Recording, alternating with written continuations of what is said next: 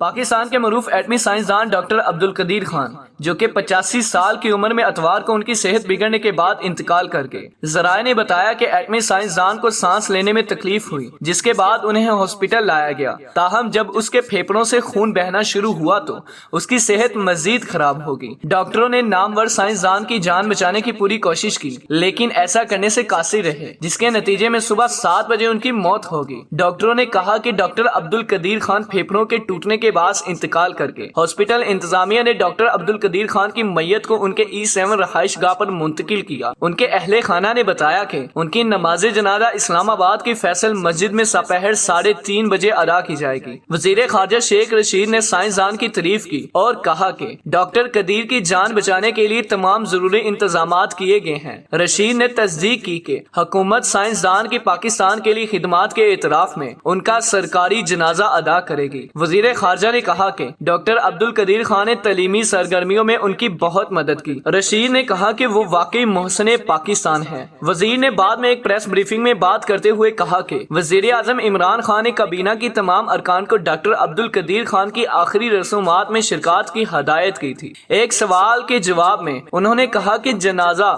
شاہ فیصل مسجد میں ادا کیا جائے گا۔